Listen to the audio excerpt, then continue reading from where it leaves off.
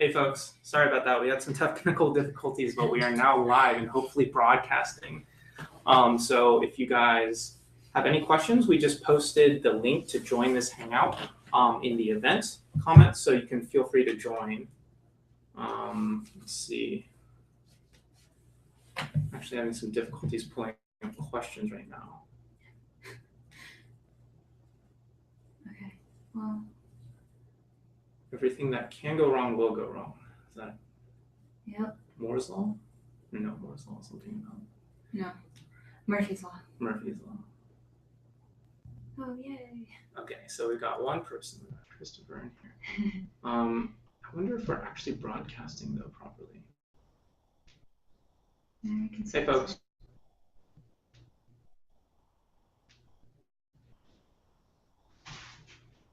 Okay, looks like we are broadcasting. Okay. And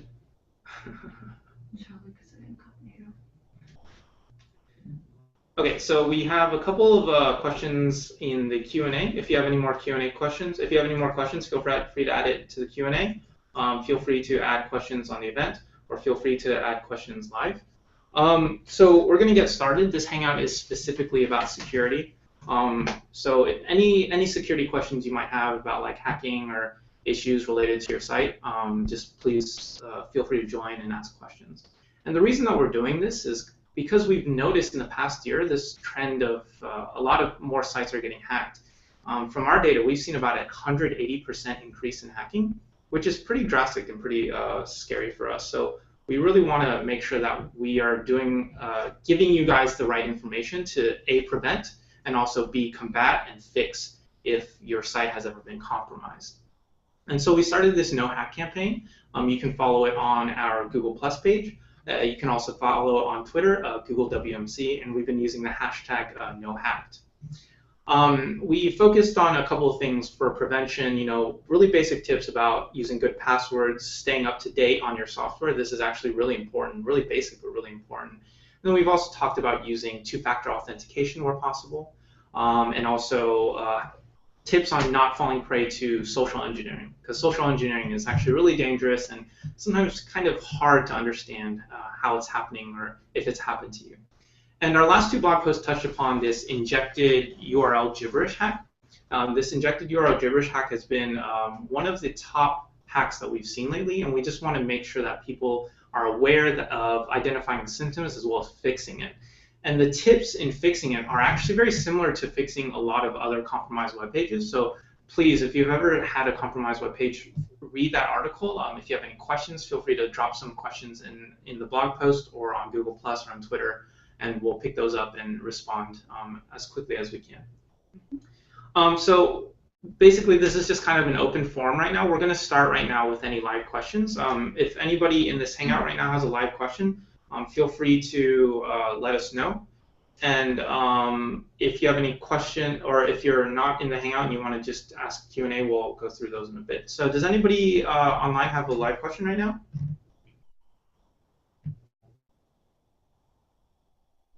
Thanks, Val. Appreciate the support. We love your tool. Yes, and it is definitely better to prevent than clean. Absolutely. Yeah. We definitely agree. What was the question or comment? It's far better to prevent than clean. We agree with Val. Val's from Security. They have great tools. Okay, so if no one has any live questions, and if you do have live questions, feel free just to unmute yourself at any point and jump in and speak. We're going to go through the Q&A. Mm-hmm. Okay, so the first Q&A question looks like it's from Aaron. After cleaning up a spam hack, I found it takes weeks to clear the message. This site may be hacked from Google search results. This is the most painful part of a hacked website for me. Is there any way to speed this process up? Yeah, so there's a couple things. Number one is to go through the reconsideration request process in Search Console. If you see a message in Search Console, you can click for a reconsideration request, and then someone from our team will actually review it to see if there's any issues. If there's still issues, we'll send you back some tips. Hopefully, we'll give you enough information to kind of identify where it is. Usually, we'll try to send you an example URL or two to see where we've still identified the issue. and that's something that you'll want to check. I think one of the most common problems we have is actually some people think that they actually cleaned up the hack when it actually hasn't because of a concept and technique called cloaking. So when we send back that URL in the reconsideration request, please put that URL through Fetch as Google. It's a tool in Search Console, and see if there's any like unusual content on that page. It could be something really small, could be something really obvious. Just scroll through that entire page, just make sure everything matches up to what you're seeing live. Because some people will show one thing to Google while showing another thing to Webmaster. So that's one of the biggest misconceptions we see. If you don't see anything in Search Console, that means you'll just have to wait. You'll just have to wait for us to like pick up that you fixed that hack. But again, I would make sure that you use Fetch as Google to check not only the pages that were previously compromised that you cleaned up, but also your home page. I think that is one thing. Like, I think there's a huge percentage of hacks that will add a whole bunch, inject a whole bunch of URLs or inject some content, but then they'll leave something really small, like in a footer on the bottom of your page. Right. And so that's something you'll want to make sure that you fix and look at through Fetch as Google. Yeah, so a lot of times these like hacks take advantage of dynamic file types like PHP or ASP by injecting something that will grab another file or content, lots more content remotely in like one single line of code. Yeah, and we definitely hear you on the feedback that we want this process to go a lot quicker and smoother. We understand that as if your site's ever been compromised, that you're a victim, and obviously you want things to be resolved as soon as possible. So we definitely take that feedback, and we'll bring it back to the relevant teams, and we'll see what we can do. Thanks for the question. Okay, so the next question we have a live question from Val. So do you have a team specifically assigned to prevent or educate from malware attacks, or for sites that have or for sites, and what are feature services that you've seen asked by people? Actually, you know, one thing that I forgot to do is we forgot to do introductions. My name is Eric. I work on the Google Webmaster Outreach team, and we're joined today by Yuan. Hi, I'm Yuan. I'm an analyst on Eric's team, and I've been looking a lot at hack pages specifically. Yeah, so we're actually the team that you're talking about. We're the ones trying to educate people about you know, how to fix their sites. We've been reaching out to a lot of people, hosting providers, content management systems, to see how we can all work together really to like improve the ecosystem. And today we're actually joined by Googlebot as well. This is one of the original iterations of Googlebot, made out of cardboard. Yeah, so the top feature request obviously has always been about more information. I think that's really tough, especially for hacked websites. As hackers, people who compromise websites get more sophisticated, they're doing a really good job at hiding things from both us as Google and also webmasters. And that's why it's so difficult sometimes to write content that can encompass everything that's happening, because everything is changing at such a rapid rate. So we're trying to figure out, and we really would like feedback from everyone about best ways we can, you know, have really broad ways of educating people, because the ecosystem is always changing. There's always new compromises out there. There's always new things to do. So so basically one of our top feature requests is just to be more transparent, to have better tools, things like that. And this is part of the reason that we're also doing this campaign.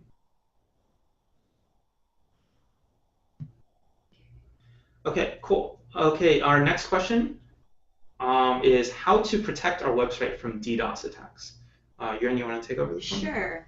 Okay, so first, for people who aren't familiar with DDoS, it stands for Distributed Denial of Service, and this can happen like you know, the good version of this is like your site's been /dotted, or it made the front page of Reddit, and tons of people are trying to visit it because they genuinely want to see the content.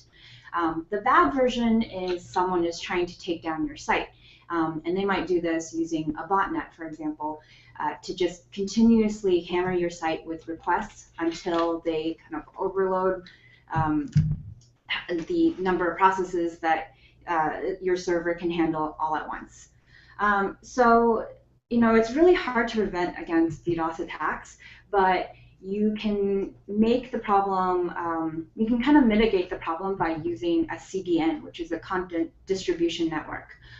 So some example services out there are like Cloudflare, Amazon CloudFront, Incapsula, Akamai has been around for ages too. So, you know, the services range from free to probably pretty expensive depending on how much you need to protect this.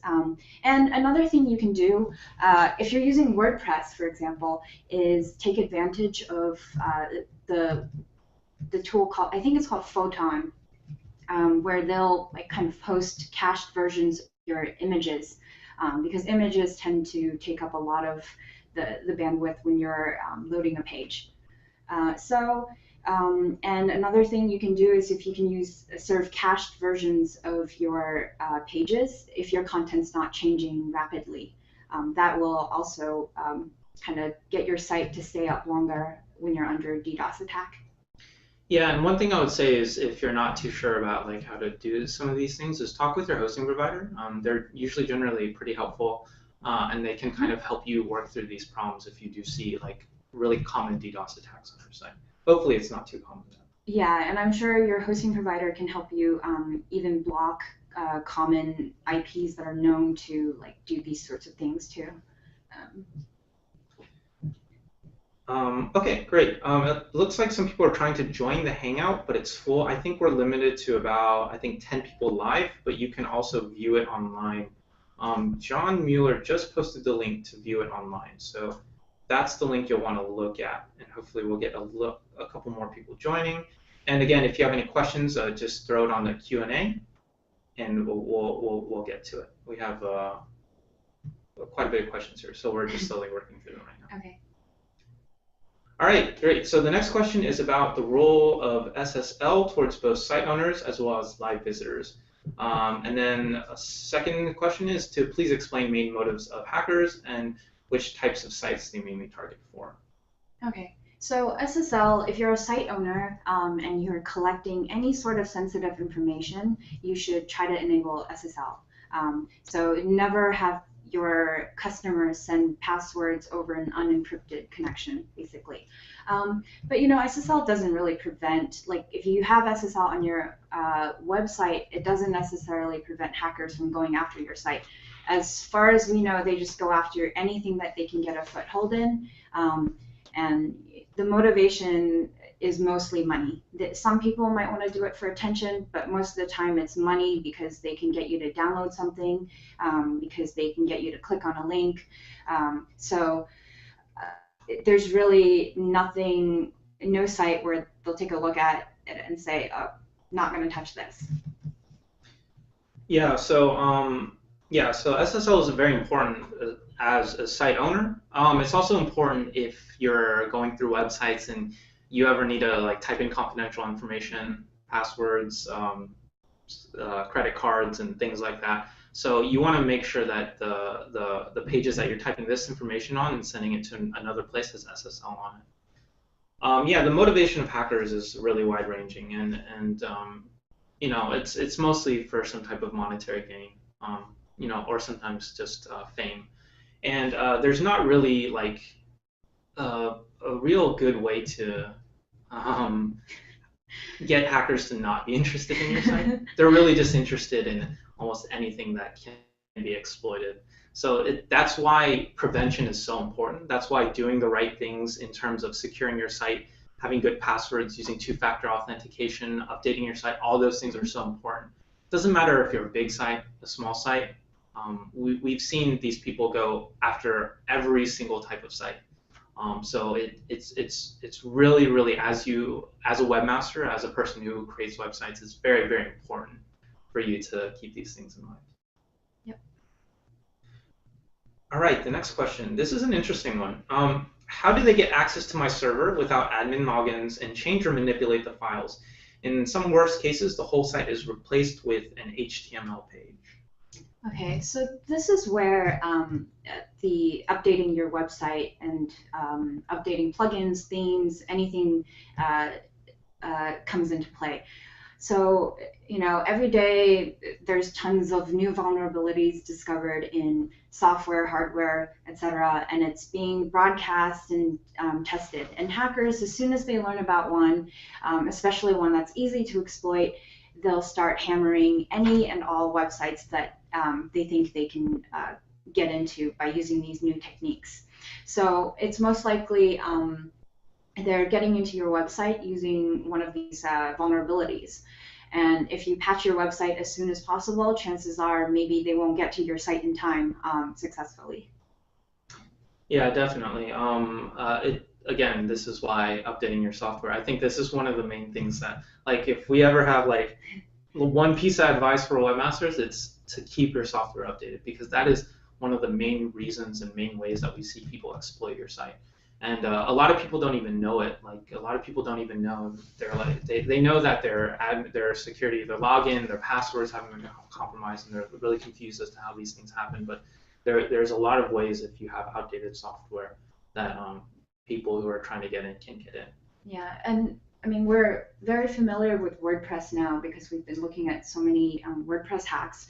So WordPress, I think if you tweak something in the WP config file, you can now just set up auto updates for all your plugins, themes, and not just like the minor versions of WordPress, which you have an option of auto updating to anyway. So definitely take advantage of auto update if you feel like it's not going to, if you feel pretty confident that your site is stable. And I'm sure other software has similar capabilities. Yeah, if there's any chance, anytime that you can do auto updates, you should definitely look into auto updates. It makes your life a lot easier.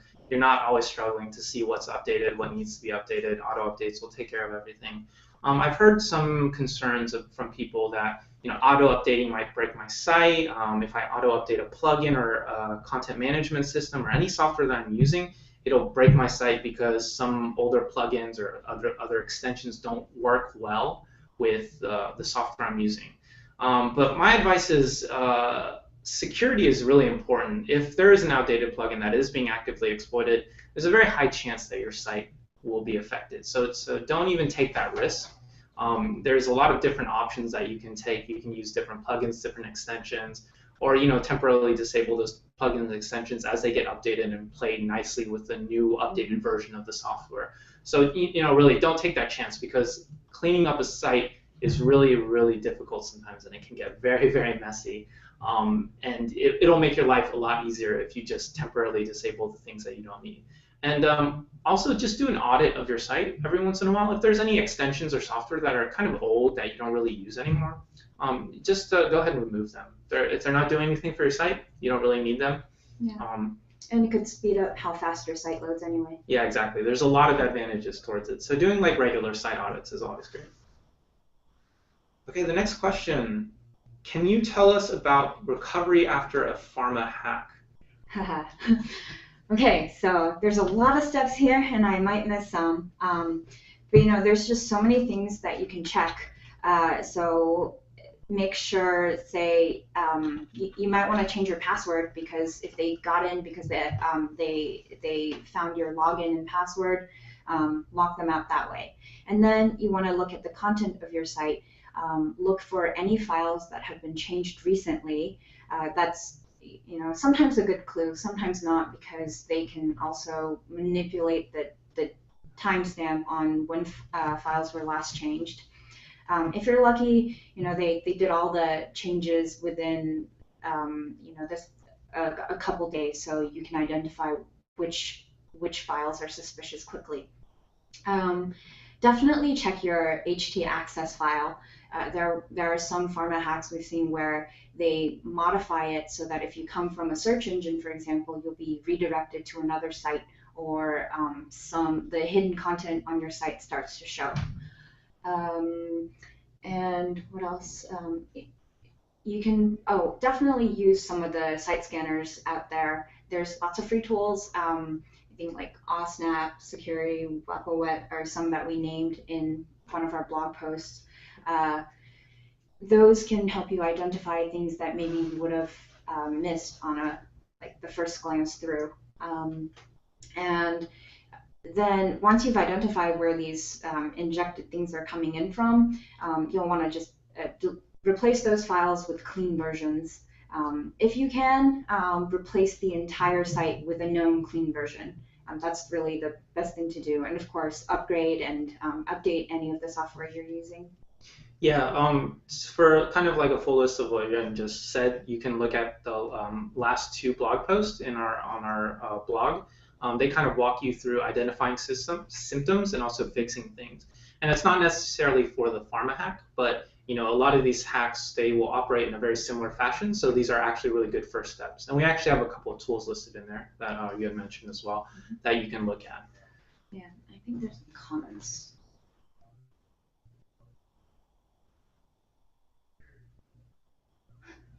Auto updates are. No, that's true.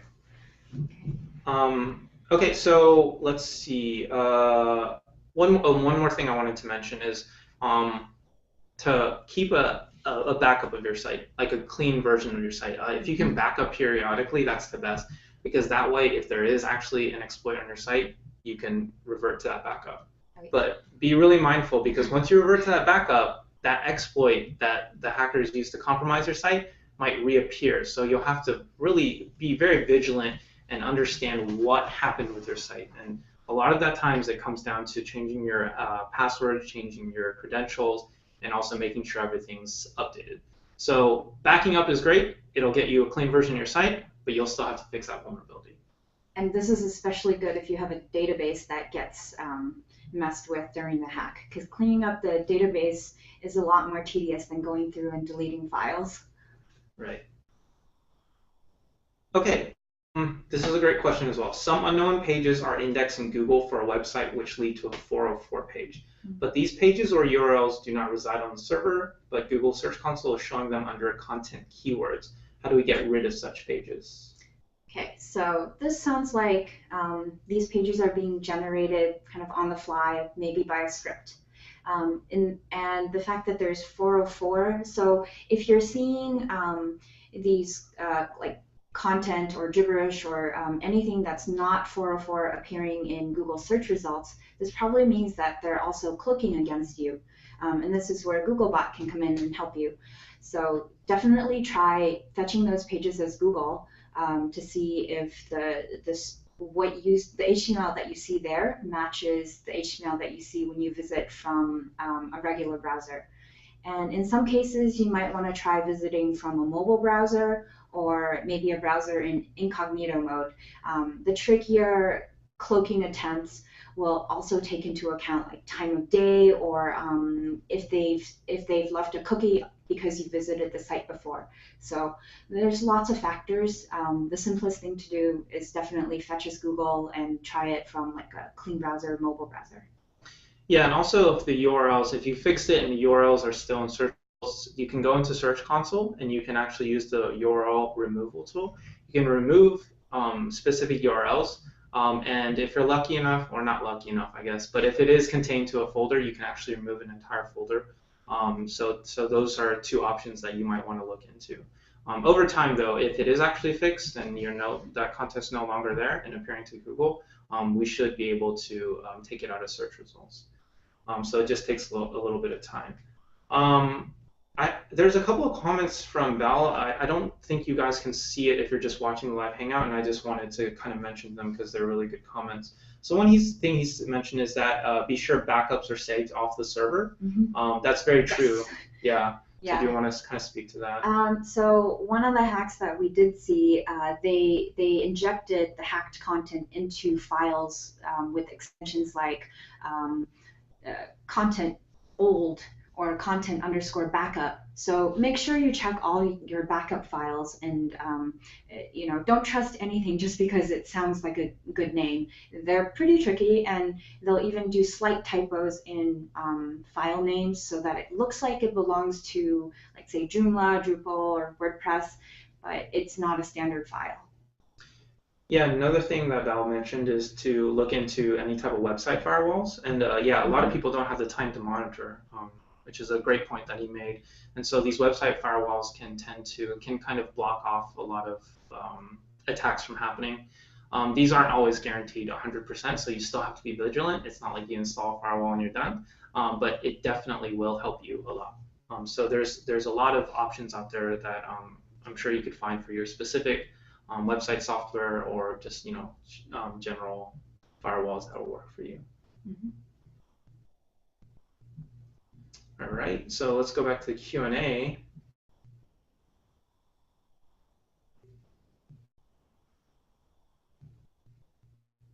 Okay, we got a new question. Mm-hmm. Where to start looking when a site has been hacked? This is very tricky. Yeah, so again, most of my experience comes from looking at WordPress hacks.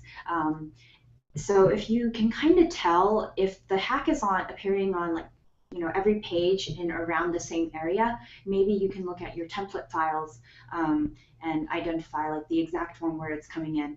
Sometimes they try to inject it into like custom function files. Most of the time, if you have no clue where to start, just look for the most recently changed files. That's usually like a pretty good sign. And I mean, if they end up changing the timestamps, you can still figure out what files have changed by just comparing your previous files to a clean copy. And just seeing like maybe even things like file sizes can give you a hint.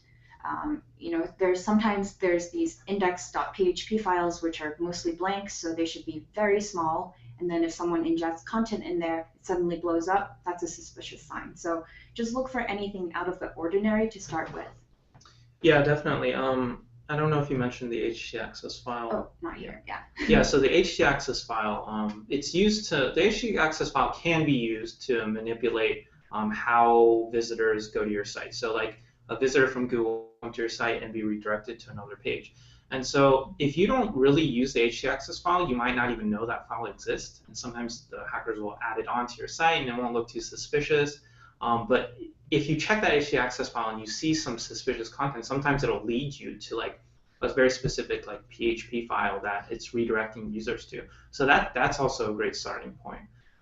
Yeah, in general, this is like a pretty tricky thing to tackle, but like going through your files and really understanding how your website works and in conjunction with all the files is really important here. Yeah, the htaccess file can also be used to protect your site from intrusion too. So you can block IPs, or you can say, nobody should index these sensitive directories. So a lot of times hackers will try Google dorking, which is searching for certain files in directories. So you can maybe exclude certain directories from being indexed in the first place, and then they won't have your site in a list as one of these potentially vulnerable servers. Cool. So the next question we have is, can you tell us more about security measures that NoHack can implement? Yeah, so these are, we've outlined a lot in our first couple of blog posts. Those are definitely the basic steps that I would look into. And we've talked about a couple other things. Val mentioned the firewalls, the website firewalls that can help. But basically, credentials, auto-updating, prevention is definitely the name of the game, using two-factor authentication, not falling prey to social engineering. So we've seen all types of social engineering. Social engineering, most people, when they think of social engineering, they think of phishing. So like you see a suspicious website, or like a website copies another website where you would normally enter credentials, and then you accidentally type in your credentials. But that's not like always the case for social engineering. Some people will, let's say you have an old plugin that you really like, something like that. So the example we used in our blog post was Photo Beautifier. That's not a real plugin, but let's say you have Photo Beautifier and like 3 years ago you used it, you loved it, and now you're creating a new website and you want to use it again. But the software developer stopped developing it. It's no longer on like the marketplace where you can buy or pick up plugins. So you kind of, you're searching around for it, and you find this other site that offers it. You don't always want to trust these things, because if the software developer is no longer associated with that plugin, or that extension is no longer updating it, that means anybody else could be doing something really scammy with it. They could be inserting backdoors, so when you install it, people can come in through unauthorized means. So it's not necessarily for social engineering that you're leaking your password and your username, but you could also be it could also be affecting you when you're like downloading things that aren't from the most reputable sources. So definitely be careful of that. Yeah. Anything else for them? No, just make sure you trust your sources. Great. Okay.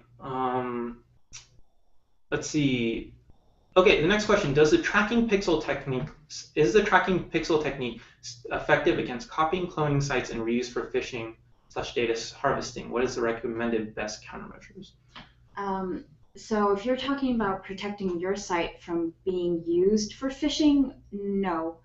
Generally, the tracking pixel will tell whoever's like creating that particular tracker whether someone's opened up an email or visited a website. But hackers or people who want to plagiarize your site can just get rid of that tracking pixel when they, I guess, like copy and paste the code somewhere else.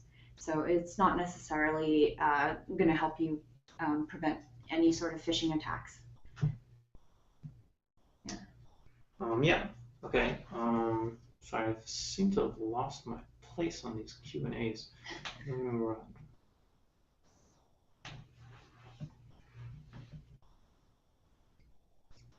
Okay.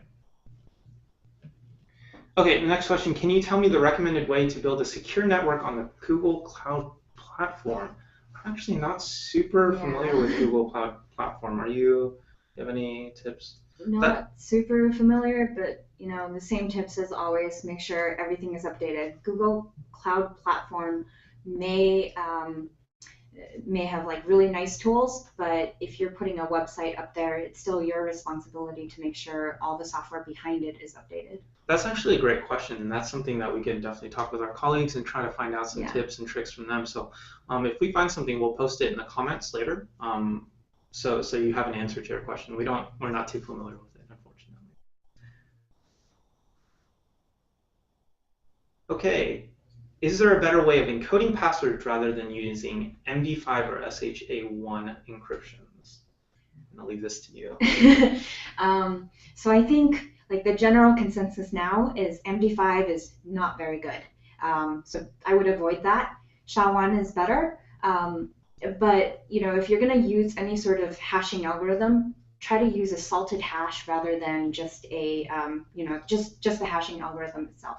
The salt adds so the salt is like a little extra bit of randomness that you can add to whatever it is you're hashing, so that it's much harder for people to use a dictionary attack. And this is when they'll, if you've heard the term rainbow tables, where they'll just create a dictionary like dog becomes 1, cat becomes 2, etc. And then you can just look up these known hashes. So a salt will make dog look completely a little bit different from what it normally would be if you just hashed it straight.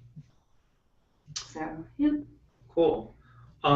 We have some more great tips from Val that I'm just going to kind of read off here. So one of the things is SEO spam can be found in htaccess as a conditional payload, but also in the database, which is the preferred location for SEO. You can find them in widget, posts, pages, articles. That's a great point. One thing that we found especially tricky is one person kept coming back to us and saying, like, I fixed my site, I'm not seeing any more spam. But we were actually seeing spam, and this was on the home page. And this is why it's so important to check your home page, because hackers will try to go for like the big things. They'll try to inject content. But once they have access to your site, they'll also leave small traces here and there that can affect your site and from Google's eyes still be seen as spam. So it can be anything really small, like in your footer. Let's say you have like a footer.php. They'll just add a couple of links down there. And it'll be invisible to you. You won't be able to see it, but Google will be able to see it. And that's why we still consider that as hacked.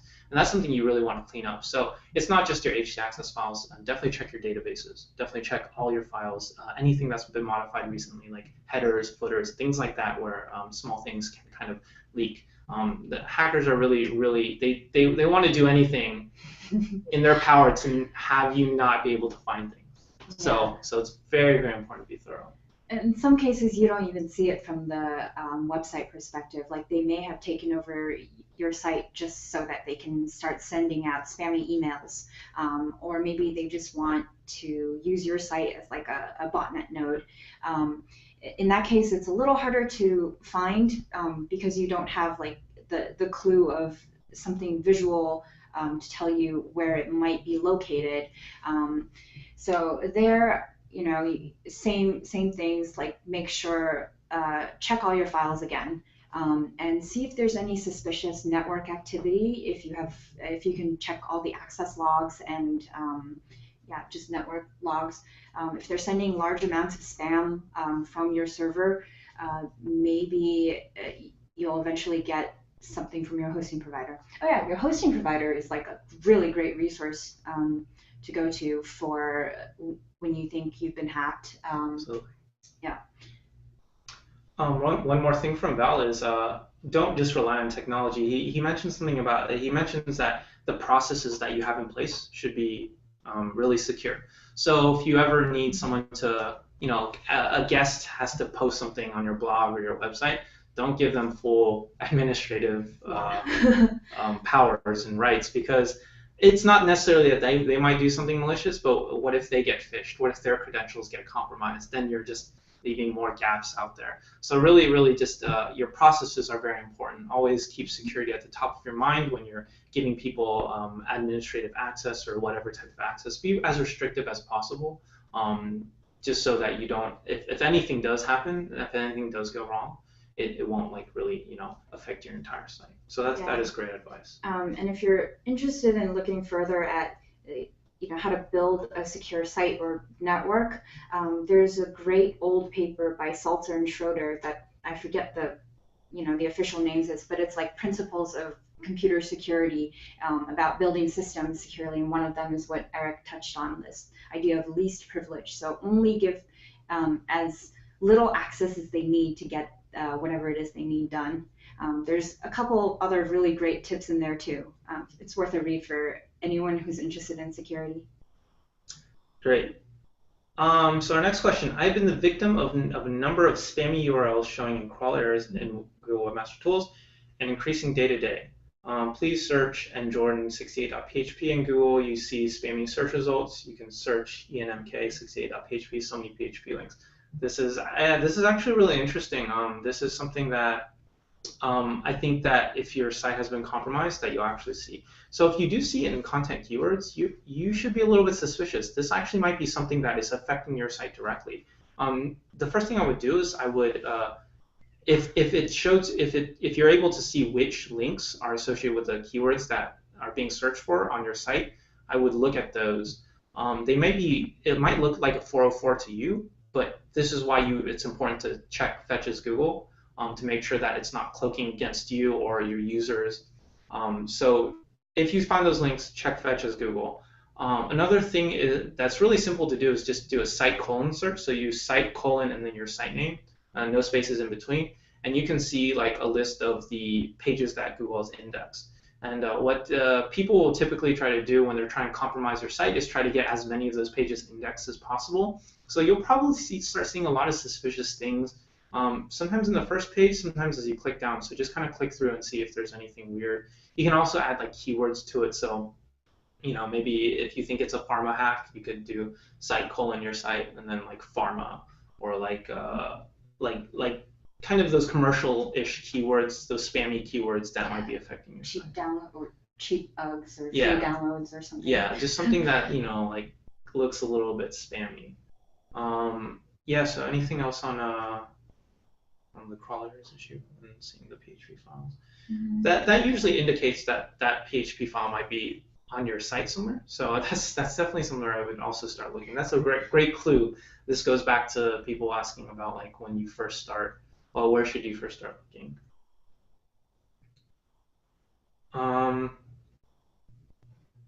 Okay, so we have a couple questions in chat.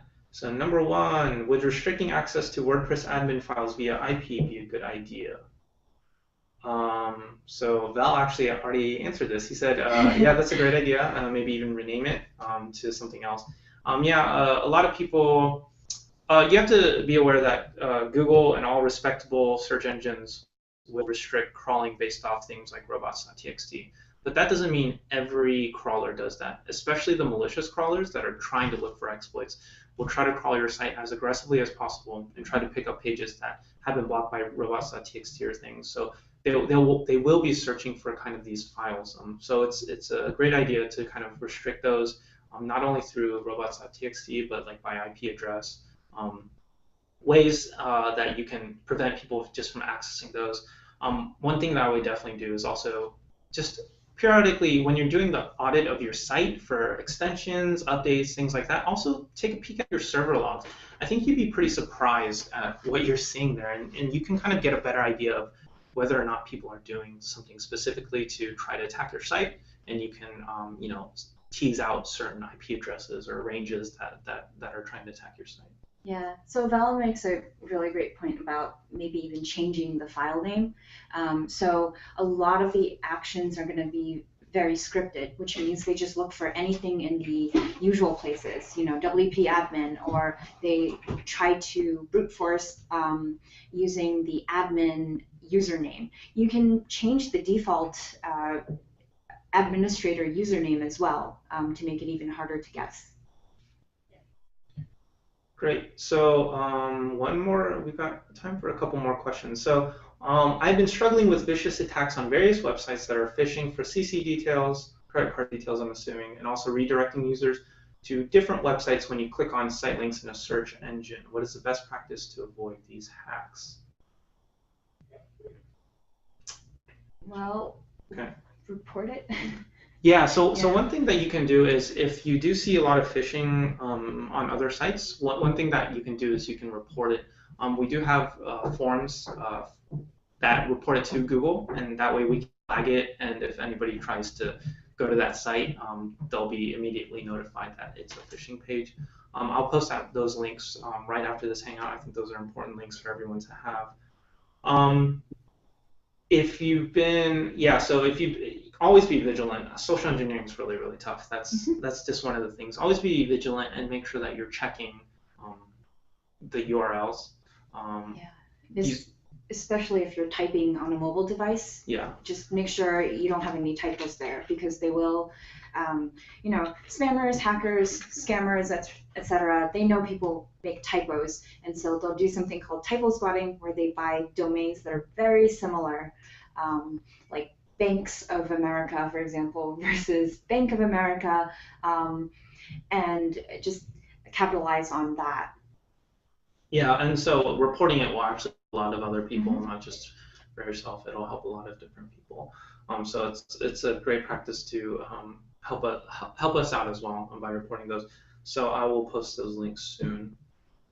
Okay, I think we have just one more question, and that's great because we're about to run out of time. So I started a little bit late. This last question is, when are you going back to school, and hot Cheetos or Takis? Personally, I'm not going back to school anytime soon. Yeah, same here. I'm a little bit done with school right now. I know a lot of people in the Bay Area are going back to school, so hopefully you're in school and not watching right now. Enjoy school. Yes. And it's always flaming hot Cheetos. I don't know what Takis are. Takis. I've actually never had Takis. I've heard a lot about Takis, but I'm going to go with just the normal Cheetos. I'm not a big fan of the flaming hot ones. I'm not a big spicy fan. All right. Okay, so I think we're done. If anybody has any more live questions, feel free to speak up, or if you have anything else, you can ask in the Q&A. If you like this type of thing, please let us know in the comments, and we can definitely run a couple more. We have other great office hour hangouts. John Mueller does hangouts on air to talk about just general best practices for search. So that's something, if you're interested in search, to join in on. We'll also be doing some hangouts about like app indexing and a lot of different topics. So if you guys really like the security one and would like to hear more, feel free to add in the comments. We'd love to hear your feedback and about how we can do better. And in the future, we'll consider running some more if you guys like it. Okay, I think we're going to wrap up. I don't think anybody has any more questions here. Yeah, okay. I'm going to scroll through one more time.